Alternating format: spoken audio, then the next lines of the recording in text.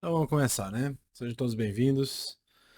Então, eu tô com o semestre bem apertado ainda. Graças a Deus, se Deus permitir, vai terminar daqui a 2 semanas. Mas acho que volta ao normal tudo agora. Espero que Deus permita que volte tudo ao normal pra gente conseguir fazer direito. A questão é que assim, a gente perdeu alguns para-choques, né? Então, mas eu vou continuar de onde a gente deveria estar, né? Então, vamos continuar com o Sheila. Sheila é uma daquelas para-choques que é complicada para achar, envolvendo Meraglim, né, envolvendo os espias, né, é uma daquelas que aquelas para-choque que envolve um tema que é muito importante no sentido de que a gente tem sempre boas intenções, mas às vezes nem sempre essa boa intenção se realiza em alguma coisa de fato boa, né? Para usar o bom e velho português, né? Aquela ideia do ditado, né, brasileiro de que o inferno tá cheio de boas intenções, né? Em inglês a gente costuma dizer God save us from whom mean well, né? Aqueles que têm boas intenções, né? Porque Deus ajude a gente quando alguém vem com boas intenções pro nosso lado, né? É, a questão é que muitas vezes a gente sabe que boas intenções não são normalmente o suficiente pra gente, pra que seja gerada uma ação boa o suficiente que seja uma ação boa, né? Não é sempre que, tem uma boa intenção, mas às vezes você faz uma bobagem a partir dessa boa intenção, né? E esse é o grande tema que envolve a Paraxá, e eu queria dar uma olhada nessa questão de boas intenções e o papel que elas têm nas nossas motivações e inclusive nas nossas ações. Eu sempre falo que o judaísmo tem esse aspecto muito importante que envolve a questão de, primariamente, ação. É uma religião de ação, não uma religião de ficar parado, né? É uma religião que exige um certo entusiasmo, exige uma certa movimentação por parte daquele que a pratica, né? Não é uma coisa só na, assim, o mundo das ideias é muito importante, né? Os conceitos são muito importantes e estão associados a essa ideia de intenção também. Mas a ação é o grande ponto, né? A gente não acredita que existe necessariamente transgressão a partir daquilo que você pensou errado. O problema é quando você age errado, né? Então, a gente pode ter esse grande entusiasmo sobre algumas coisas e nesse momento que existe esse grande entusiasmo, a gente realmente está sendo genuíno e sincero, mas a gente pode a partir disso também errar muito feio. Né? Porque na nossa cabeça está tudo certo, mas na hora que a gente vai agir não é bem assim que funciona. Né? É, seja porque a gente não considerou a situação como um todo, ou seja porque a gente não, às vezes não considerou o outro com quem você está lidando, ou qualquer coisa parecida. Acho que todo mundo consegue pensar num exemplo pessoal ou que vivenciou qualquer coisa parecida. Né? E parte dessa complexidade, dessa tomada de decisão, são justamente nossas intenções. Se na minha cabeça minha intenção é nobre, beleza, isso às vezes é suficiente, mas às vezes a gente tem que tentar o máximo possível para realmente descobrir o que é a verdade e a forma correta de lutar por uma espécie, por uma certa causa ou de agir de uma certa forma. Né? E a Paraxá tem isso ligado aos Meraglim, mas tem um episódio que é mais emblemático nesse sentido, que a gente às vezes fala pouco. O número um é justamente esses dois passuquim que vão lidar com esse sentimento, vamos dizer assim. E os filhos de Israel estavam no deserto, Bamidbar, no capítulo 15, lá no finalzinho, passuco 32. E os filhos de Israel estavam no deserto e acharam um homem que recolhia lenha no dia de Shabat. Recolher lenha é um tipo de trabalho, né? Então você não pode trabalhar no Shabat. E os que o acharam recolhendo lenha o trouxeram a Moshe, a Aharon e a toda a congregação. Tá. Então, basicamente, ele não estava cumprindo o Shabat, certo? Ele estava numa situação que visivelmente ele estava descumprindo o Shabat e todo mundo percebeu, né? Não é só que ele estava escondido na casa dele descumprindo o Shabat, acendendo fogo, ou o que quer que seja, que seria uma coisa um pouco pior do que recolher a lenha no caso. Mas ele aparentemente, abertamente decidiu descumprir o Shabat. Tá? E o Rashi tem um comentário muito importante e talvez essencial no entendimento do que estava acontecendo ali. Né? É, no número 2 ele explica, lá no primeiro passuco, né, que estava no deserto e acharam um homem recolhendo lenha no Shabat. A Torá fala a respeito da vergonha de Israel. Todo mundo meio que sentiu vergonha junto. porque eles guardaram apenas um Shabat, o primeiro. Tá? Já no segundo, veio esse homem e o profanou. Ele citou o Cifrei aí em Bamidbar 113. Então o que é que ele está citando aqui?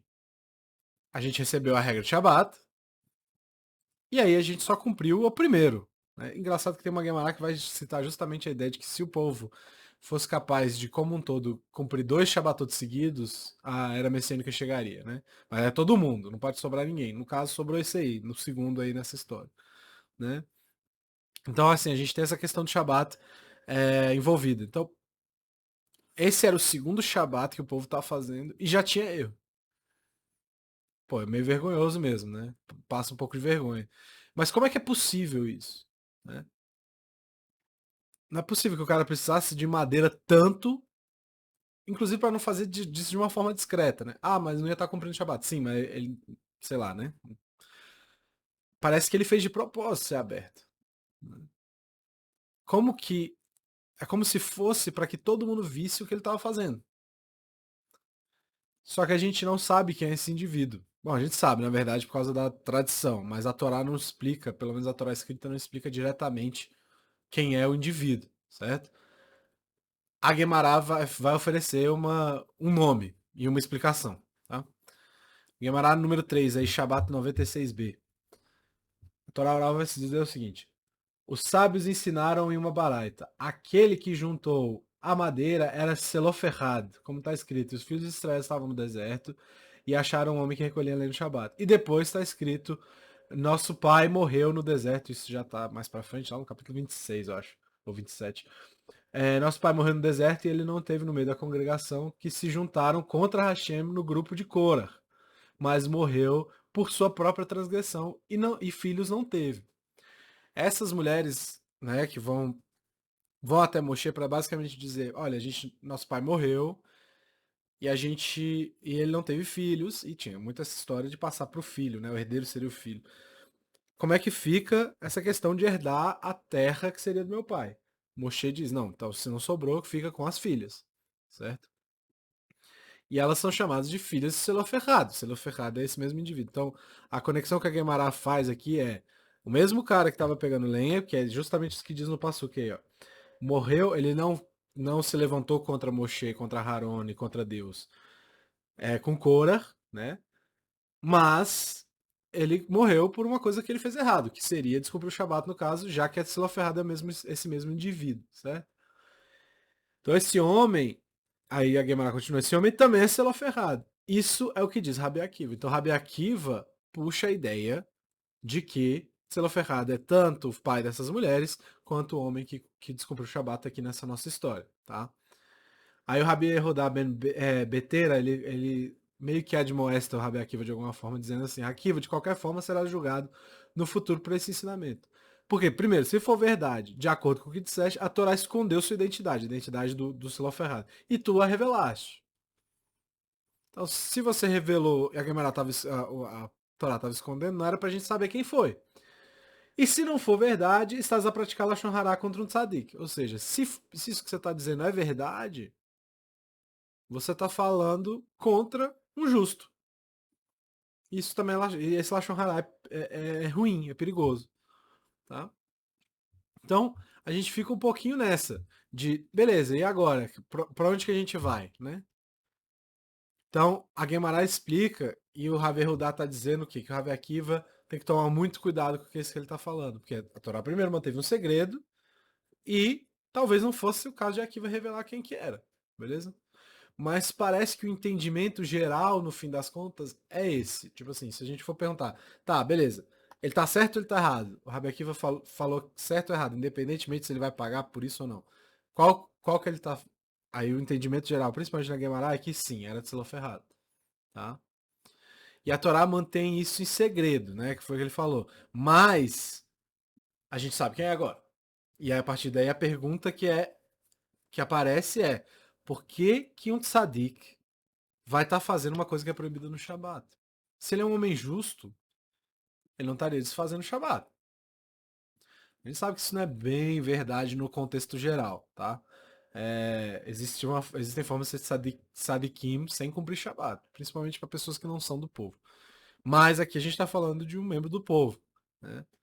Só que se ele descumpriu o Shabat, a gente tem mais um problema. Ele descumpriu abertamente. Então é duplo o problema. Ele não só descumpriu, como ele meio que falou para todo mundo que não estava fazendo. O que aconteceu? Ele pirou? Qual é a lógica aqui? Né? E aí, como gosta de dizer o Abraão e o Alexander citou da última vez que a gente teve um estudo, existem 1000 explicações para esse porquê do Tseloferrat ter decidido fazer isso. Só que eu quero tentar manter o ritmo e buscar uma coisa positiva por trás disso, tá? Pra gente poder aprender alguma coisa a partir de um erro de alguém, tá? Porque como o erro é cru aqui, fica fácil de basicamente dizer que você não deve descumprir o Shabat. Que todo mundo erra. Esse aí é fácil, né? Esse aí é fácil de tirar. Né? Então, o que acontece? Dá para tirar mais alguma coisa da história? Dá. Vamos ver o que dá para tirar.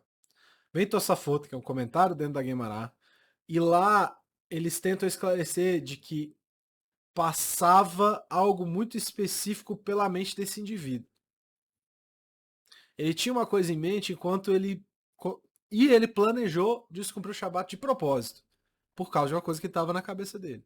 Isso aconteceu principalmente depois do episódio que a gente citou no começo da Paraxá, que é o episódio dos espias. Tá? O que acontece no episódio dos espias? Eles vão para visitar a Terra, voltam, 10 foram 12 homens, 10 deles voltam falando mal, falando que se a gente entrar a gente vai morrer, que a Terra consome os próprios habitantes, e assim por diante. Né? E 2, Caleb Benefuné e Yehoshua Bin Nun, falam que não, a gente tem que entrar. A gente tem como entrar e tem como é, abraçar aquilo ali. Tá? Mas o que o povo decide fazer? O povo se desespera. E o que acontece após esse desespero? A gente tem um decreto negativo de que aquela geração não entraria na terra de Israel. Tirando esses dois indivíduos. Caleb Benefuné e Yehoshua Bin Nun. Certo?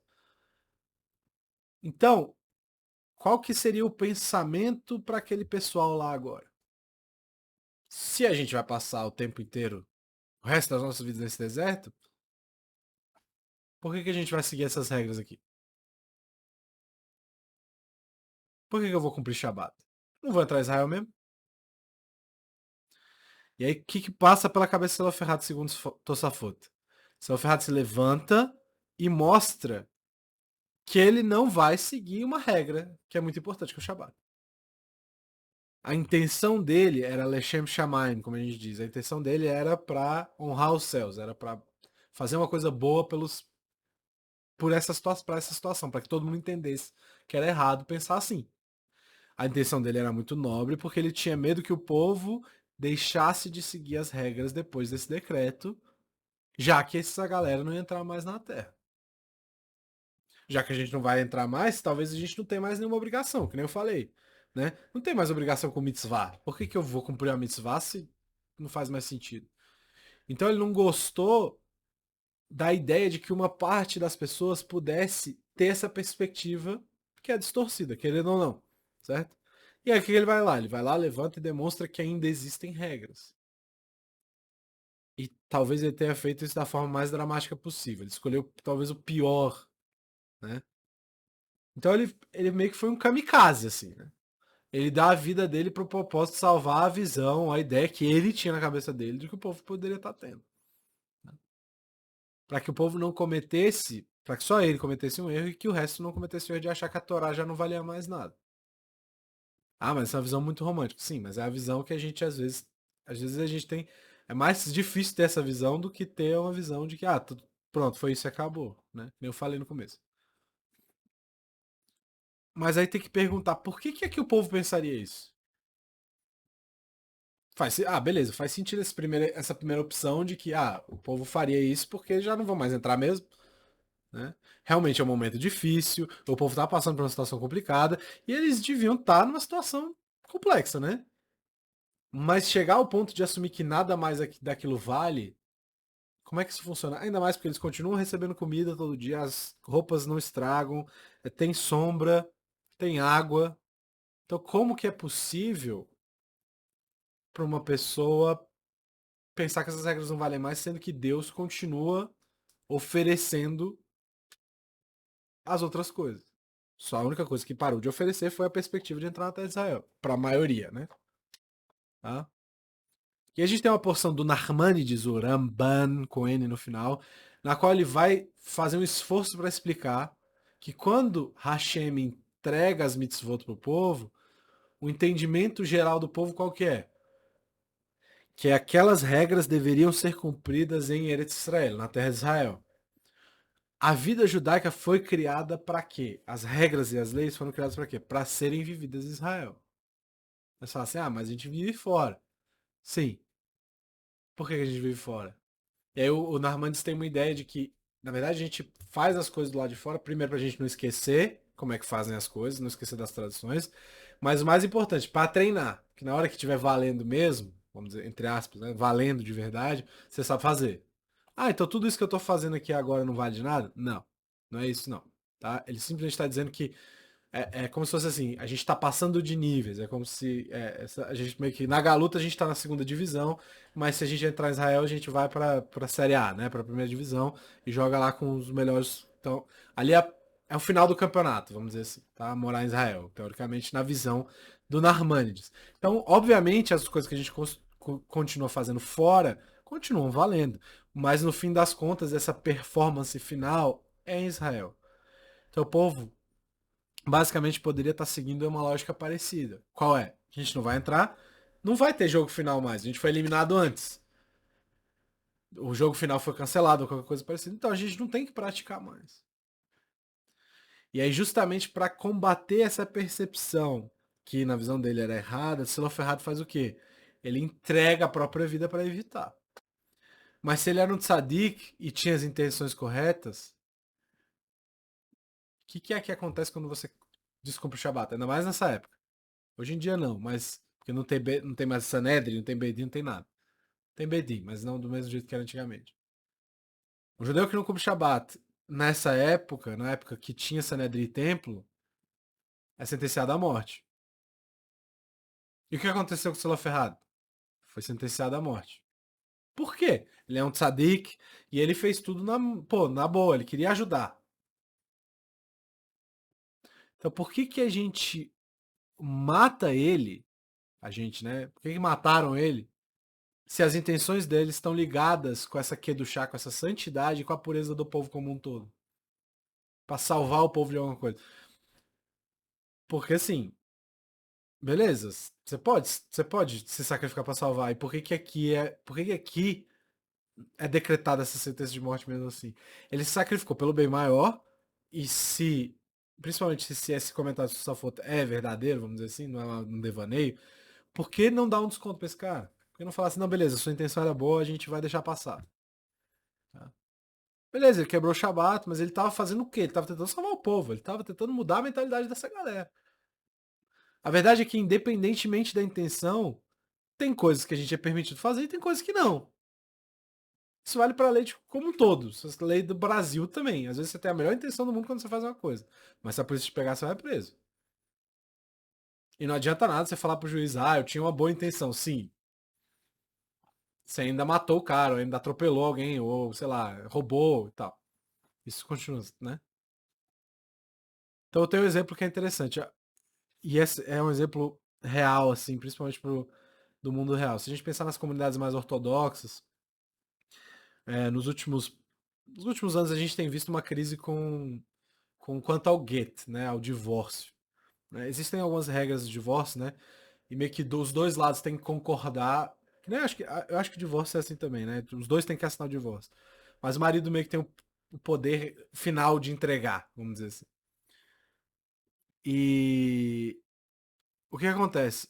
Assim também como no judiciário normal, muitos maridos e às vezes até as esposas não assinam o divórcio, não acabam assinando o documento para que o divórcio se finalize de fato. O problema é que na sociedade normal, se esse divórcio desenrolar muito, a mulher pode continuar vivendo a vida dela, mas naquelas comunidades mais fechadas, É difícil, né?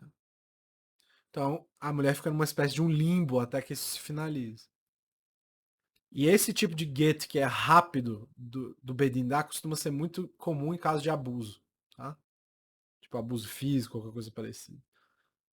Só que a partir do momento que essa regra é mantida, de que quem finaliza de fato é o homem, se cria uma outra situação na qual o abuso continua de alguma forma, tá?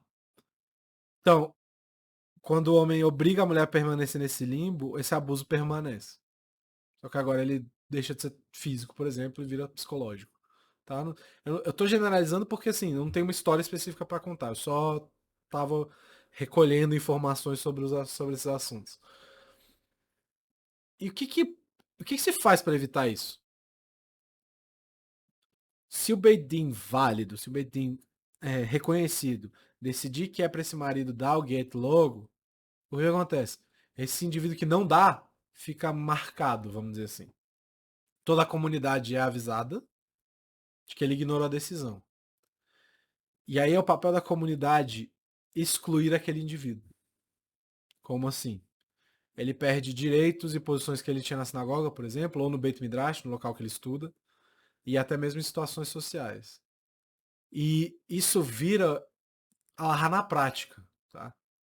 Se eu, por exemplo, sou dono de um café e esse indivíduo que está marcado entra no meu café, alarricamente duas coisas acontecem. Primeiro, eu não posso nem servir ele, mesmo que ele queira pagar. E segunda coisa é que eu tenho que pedir para ele se retirar, tá? Se ele pede para subir na Torá no Shabat, por exemplo, porque é um Yahrzeit, sabe? Um parente dele faleceu e ele quer homenagear. Ele não pode subir, né? E isso acontece há algum tempo já. Se tem esse abuso provado e esse abuso continua, depois de ficar claro que ele tem que dar aquele divórcio por meio do Bedin com esse Bedin com a autoridade, tá? A comunidade fica com a missão de colocar a maior pressão possível naquele indivíduo para que ele faça o que deve ser feito, mesmo que ele não queira fazer. Mas como tudo na vida, e é mais fácil falar do que fazer isso. Às vezes ele é seu amigo. Você pode não concordar com nada que ele fez com a esposa. Mas você tem dificuldade de dizer não o tempo inteiro. Ele vai rezar com você, como é que você vai se portar? Vai assim, não, beleza.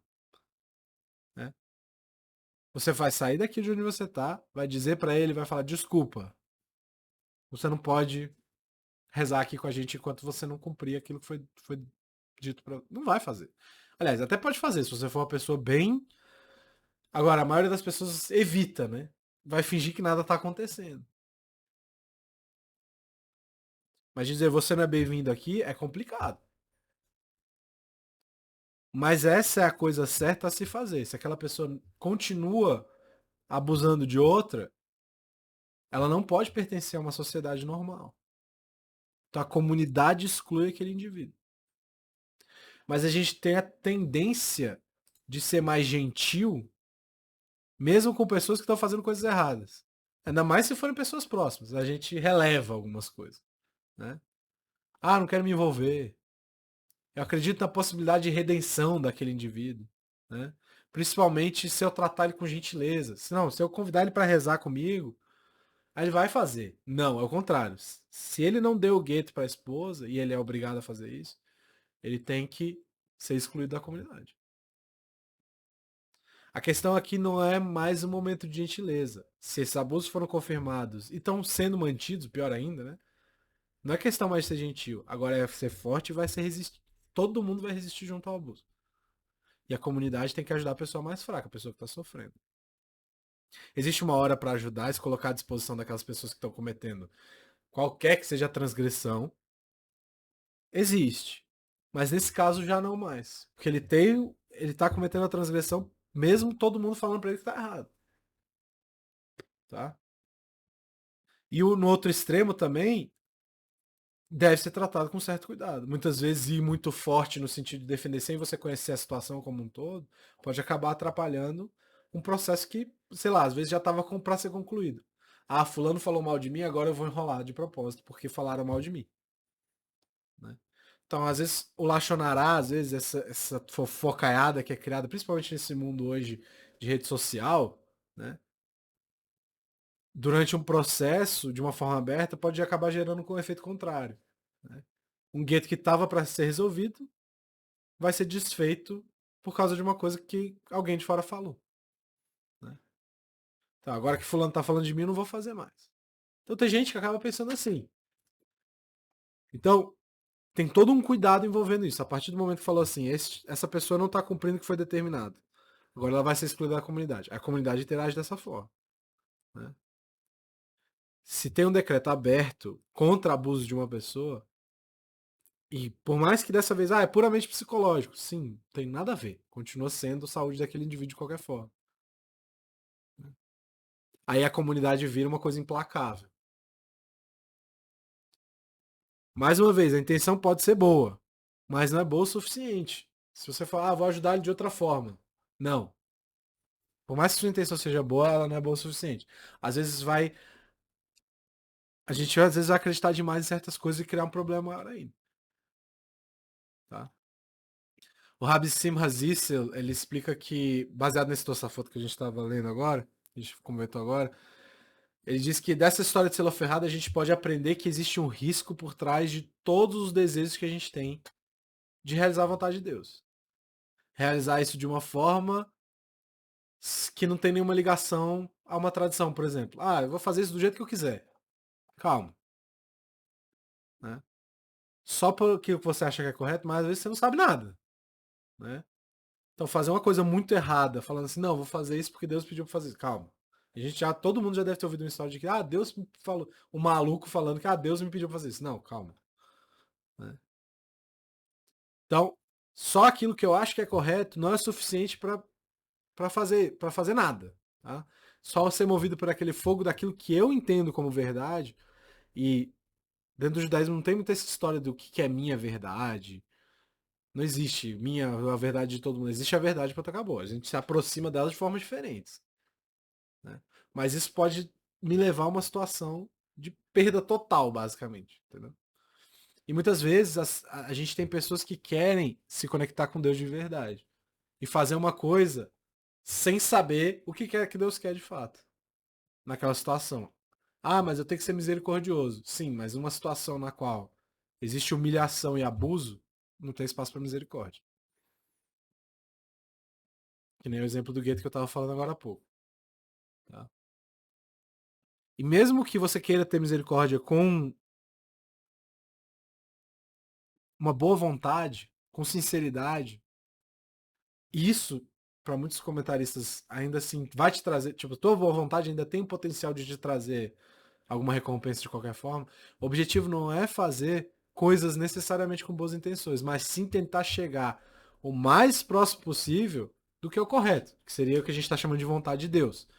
E isso só se alcança com muito estudo, querendo ou não. Não tem como você saber a vontade de alguém se você não conversa com a pessoa. Né? Então, a gente viu que nem como eu falei no começo. No começo da Paraxá tem a questão dos Meraglim. Mas nessa Paraxá, a verdade é que os Meraglim são pouco desenvolvidos. Principalmente o que rodeia antes de ser mandado. A verdade é que lá em Devarim a gente tem uma coisa um pouco mais detalhada, de fato. Tá? Número 4 aí. Olha como é que Moshe conta a história. E todos vós chegastes a mim e dissestes: enviemos homens diante de nós, e que nos espiem a terra e nos informem o seu idioma, o caminho pelo qual subiremos, as cidades as quais entraremos. E esta coisa, esse é Moshe dizendo, esta coisa agradou aos meus olhos, e tomei dentre vós 12 homens, um de cada tribo. Então Moshe foi basicamente chamado pelo povo, e o povo fala: a gente quer que sejam enviados espias para ver de qual é de lá. E Moshe ouve o plano. Aliás, pior, ele nem ouviu o plano ainda. Ele já gostou antes de ouvir o plano. Ué, e aí, como é que funciona isso? O comentário do Rashi é interessante. No primeiro passo. Aqui, no entanto, vocês se aproximaram de mim, todos vocês em estado de desordem. Os jovens empurrando os mais velhos, os anciãos empurrando os líderes das tribos. E aí eu não botei o comentário inteiro aí porque ia ficar muito grande, mas ele compara isso com o Sinai. Tem uma hora no Sinai que Deus está lá falando com o povo, falando os 10 mandamentos lá. E o povo tá todo mundo ouvindo e a descrição da Torá é uma coisa maluca, né? Eles estavam ouvindo raios e vendo trovões. Não tem como ver um som, por exemplo. Eles estavam vendo o som. Então é uma coisa sinestésica, assim, né? E o povo não aguenta. E eles todos se organizam de alguma forma, mesmo naquele desespero, achando que eles vão morrer. E os líderes vão primeiro, depois os anciões, depois os mais velhos, depois os mais novos. Eles vão na ordem de hierarquia, vamos dizer assim. E pedem para Moshe. Pede, é melhor que você suba. A gente já ouviu aqui o que a gente tinha que ouvir. É melhor que você suba e diga o resto depois pra gente, porque a gente não vai aguentar. E essa é a comparação aqui. Aqui existe desordem. Aqui tá todo mundo se empurrando, todo mundo. É que nem quando libera a ralá, né, no Shabat. Todo mundo se empurrando para pegar a ralá, né? Principalmente, melhor ainda, as crianças no bar mitzvah, né? Se empurrando para pegar lá a balinha que tá no chão. Né? Sei lá se a vovó tá passando, se o papai tá passando, tô nem aí, eu quero a balinha, né? Mesma história que foi o que tá acontecendo aqui. Todos esses se empurraram para falar para Moshe, olha, a gente quer enviar essa galera. Tá? Então, isso em comparação com o recebimento da Torá, a gente tem dois eventos semelhantes no desespero, vamos dizer assim. O primeiro houve respeito e ordem, e o segundo, agora que a gente leu, não teve nem respeito nem ordem. Tá? Então, criança empurrando idoso e nada de respeito acontecendo. Tá? E isso é estranho, porque de um lado a gente tem essa desordem, esse caos, mas o que Moshe diz logo em seguida? Essa coisa agradou os meus olhos. Como assim?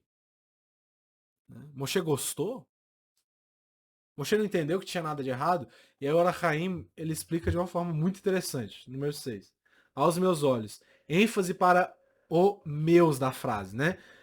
Isso significa que Moshe quis dizer, como tenho olhos de sangue e carne, fui enganado. Ou seja, ele percebeu, ele entendeu errado a situação.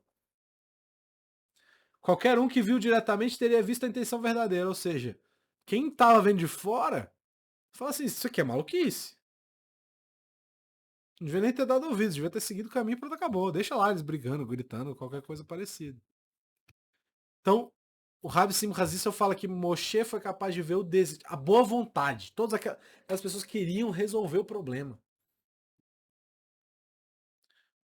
Só que o problema dos Meraglim não é esse. O problema é a volta. Quando eles voltam, eles falam tudo que eles falaram e o povo aceita aquilo totalmente. Menos a verdade que foi dita por Caleb e por Yehoshua. E isso acabou mudando a história para todo mundo para sempre. Querendo ou não, perdeu-se muita coisa. Certo? Então, o que acontece? Esse é o ponto, né? A forma com que foram até Moshe já não foi correta. Muita sede ao pote, como diria o outro, né? Mas esse tinha que ter sido o primeiro sinal.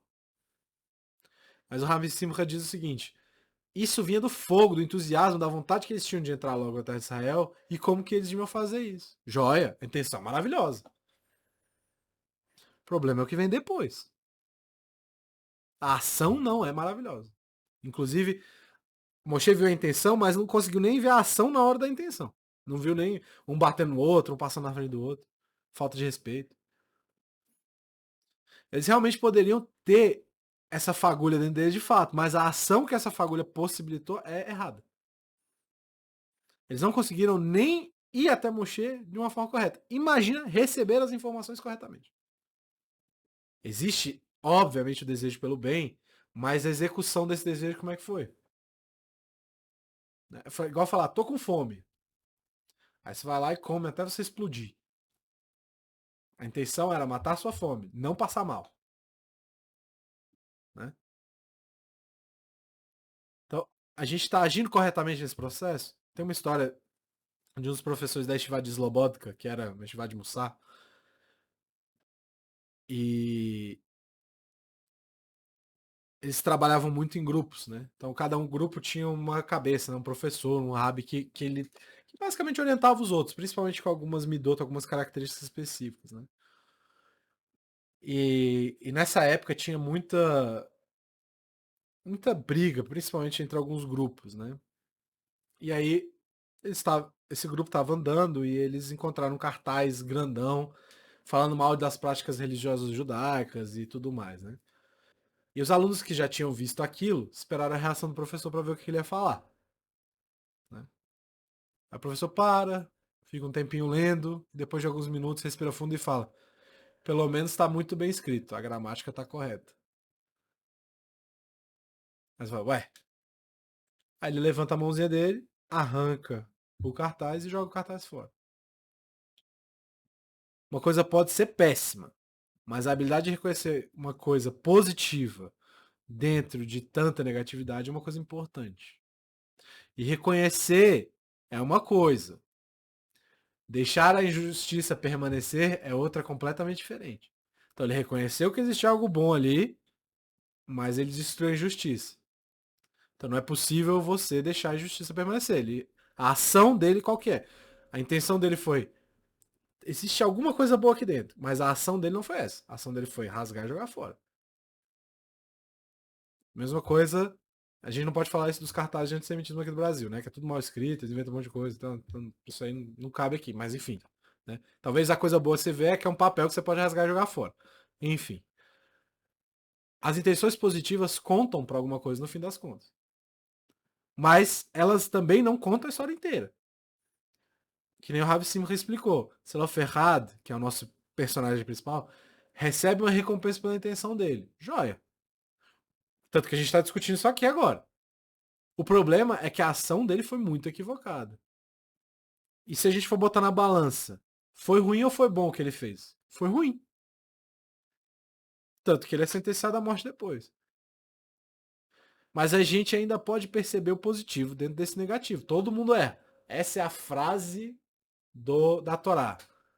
Pode ser Moshe, pode ser Aharon, pode ser Yaakov, pode ser Sara, pode ser Lé, pode ser Rivka. Todas elas erram. Todas essas pessoas erram. Todas elas. Pode ser o maior tzadik de todos. Ele erra. Não tem problema. Tá? Todo mundo erra. E isso, esse pensamento de todo mundo erra deve ser aplicado a todo mundo. Porque a vida não é tudo ou nada. Não é ou você é um tzadik perfeito ou você é um rachá desgraçado. Não é assim. Você vai ter coisa que você faz errado, você tem coisa que você faz certo. Eu tenho coisa que eu faço errado, tem coisa que eu faço certo. Se eu for botar na balança o meu, provavelmente tem mais coisa errada do que certo, mas paciência, a gente tem que tomar um dia de cada vez. Né? Vou dar um outro exemplo. Algumas vezes, algumas pessoas, e todo mundo aqui já deve ter visto esses vídeos, tá? Não querem, principalmente pelo aspecto da tzniut, que é modéstia, né?